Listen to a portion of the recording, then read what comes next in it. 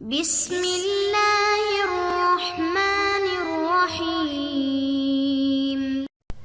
السلام علیکم محترم سامعین اور عزیز طلبہ کرام، امید کرتا ہوں کہ آپ تمام احباب خیر و عافیت سے ہوں گے۔ آج کا ہمارا سبق نمبر 91 ہے، جس میں ہم شاعر جحدر بن ضبیعہ کو پڑھیں گے۔ ان اشعار کا پس منظر یہ ہے کہ بنو قیس نے بنو تغلب کے ساتھ جنگ کا ارادہ کیا۔ بنو قیس نے یہ بات بھی طے کر لی کہ اس جنگ میں قبیلہ کی تمام عورتیں شریک ہوں، جو میدان جنگ میں زخمیوں کی مرہم پٹی اور پانی پلانے، نیز دشمن کے زخمیوں کا کام تمام کرنے کا فریضہ انجام دے۔ تاہم علامت امتیاز کے طور پر قبیلہ کے تمام مردوں کے سر حلق کروا دیے۔ اسی وجہ سے اس جنگ کو یوم التحاق بھی کہتے ہیں۔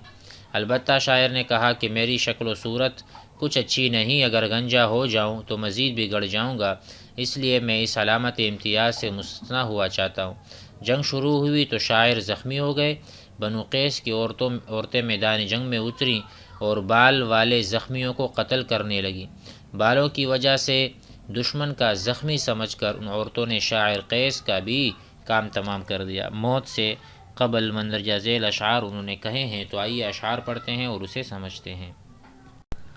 وقال جحدر بن ضبیعة ابن قیس قد یتمت بنتی وآمت کنتی وشعثت بعد الرهان جمتی ردوا علی الخیل ان ألمتی ان لم يناجزها فجزوا لمتی قد علمت والدة ما ضمتی ما لففت في خرق وشمتی اذ الکمات بالکمات التفتی امخدج فی الحرب ام اتمتی۔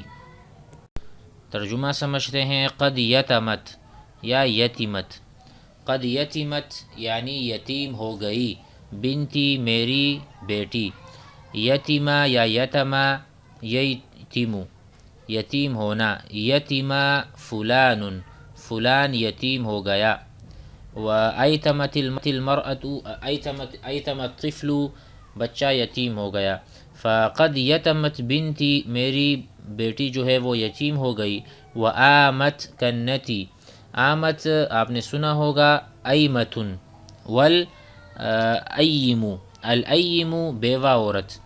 تو یہاں پر یہ کہہ رہے ہیں قیس کہ قد یتمت او یتمت بنتی میری بیٹی یتیم ہو گئی، وآمت کنتی اور میری زوجہ مراد نہیں، یہاں پر بہو مراد ہے کہ میری بہو جو ہے وہ آمت یعنی میری بیٹی یتیم ہو جائے اور میری بیوی بیوہ ہو جائے اور لڑائی کے بعد میرے بال پراگندہ ہو جائیں۔ ٹھیک ہے، گویا کہ اپنے آپ کو ہلاکت کے آگے سمجھ رہا ہے۔ قریب ہے، قد یتمت بنتی وآمت کنتی وشعثت بعد الرهان جمتی، قریب ہے کہ میری بیٹی یتیم ہو جائے اور میری بیوی بیوہ ہو جائے اور لڑائی کے بعد میرے بال پراگندہ ہو جائیں۔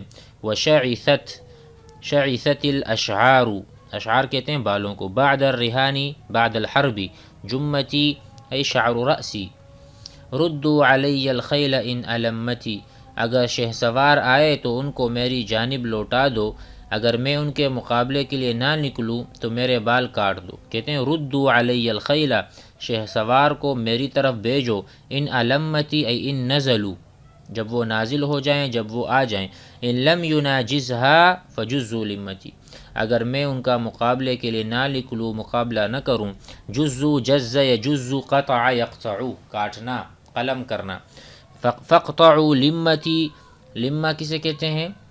لمہ یہ بالوں کا ایک حصہ ہوتا ہے۔ ٹھیک ہے، یہ کہنا چاہ رہے ہیں کہ اگر میں نے ان کا قتال نہ کیا تو میرے یہ بال کاٹ دینا۔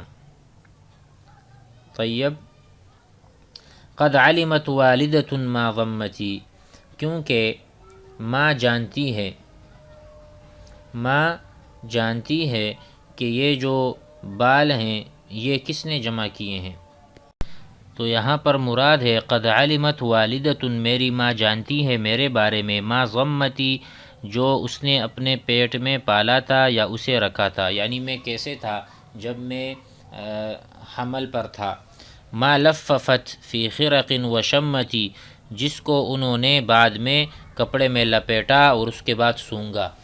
تو گویا کہ میں جب چھوٹا تھا تب سے شجاع تھا، تب سے بہادر اور نڈر تھا، یہ مراد ہے۔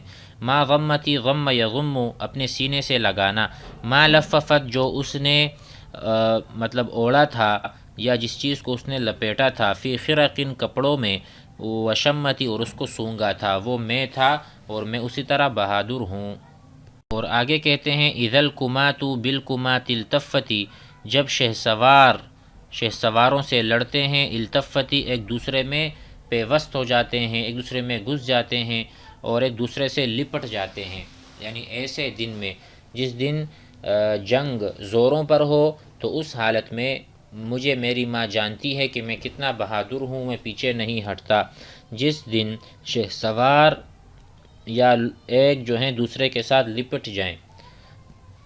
امخدج فی الحرب ام اتمتی، کہ میں جنگ میں کامل ہوں یا ناقص۔ امخدج ای اناقص فی الحرب، جنگ میں مخدج ہے یعنی میں ناقص ہوں، او اتمتی یا میں کامل ہوں، یہ میری ماں بتا سکتی ہے، تو اس سے پوچھو۔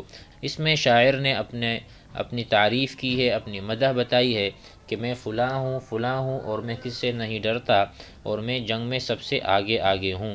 انہوں نے یہ بھی کہا تھا کہ میرا سر جو ہے وہ گنجا ہونے نہ دو، مجھے مستثنا رکھو تاکہ میں آگے بڑھ کر ہی لڑوں گا۔ تو اس شرط پر یہ کہہ رہے تھے کہ بھائی جو بھی شہسوار آئیں گے اس کو میری طرف لوٹاؤ، میں اس سے مقابلہ کروں گا۔ مزید پڑھ لیتے ہیں۔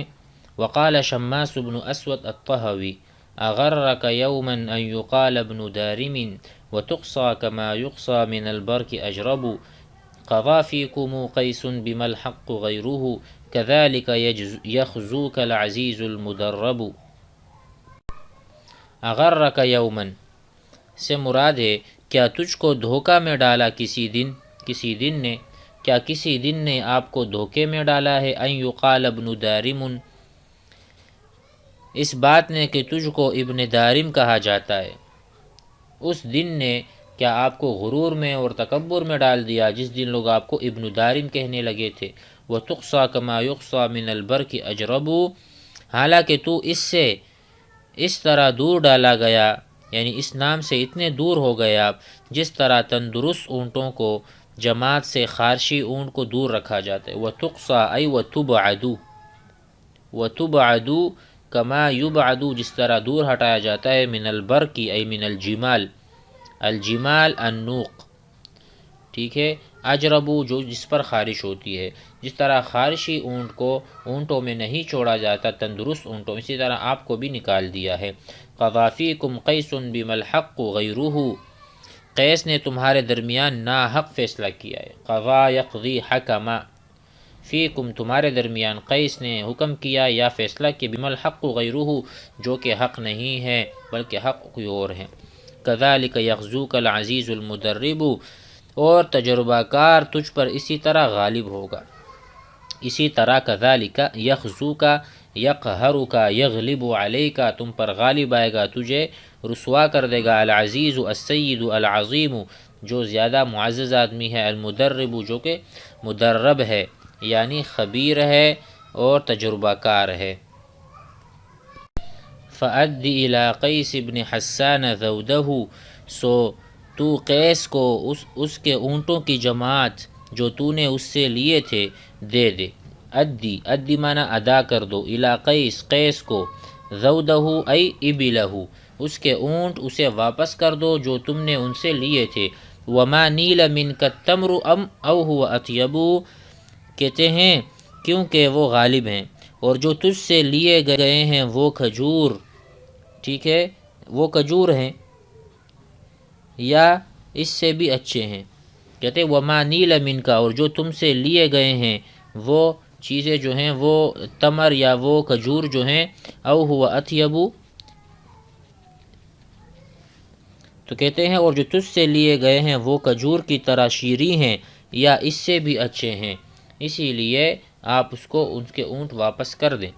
وَإِلَّا تَصِلْ رَحْمَ بْنَ عَمْرِ بْنِ مَرْثَدٍ، اگر تو عمر ابن مرثد کے ساتھ صلہ رحمی نہ کرے تو کاٹنے والی آزمودہ تلوار تجھے صلہ رحمی سکھا دے گی۔ دیکھو، یعلمک، تجھے سکھا دے گی، وصل الرحمی، صلہ رحمی، عضب مجرب، ایسی تلوار جس سے بہت کاٹنے والی آزمودہ تلوار، جس کو بہت زیادہ کاٹنے میں استعمال کیا گیا ہے۔ اگر آپ صلہ رحمی نہیں کرو گے، اس کے اونٹ واپس نہیں کرو گے، تو آپ کا فیصلہ یہ تلوار کرے گا جو بہت کاٹنے والی ہے۔ امید ہے کہ سبق آپ حضرات کو سمجھ میں آ گیا ہوگا۔ والسلام علیکم۔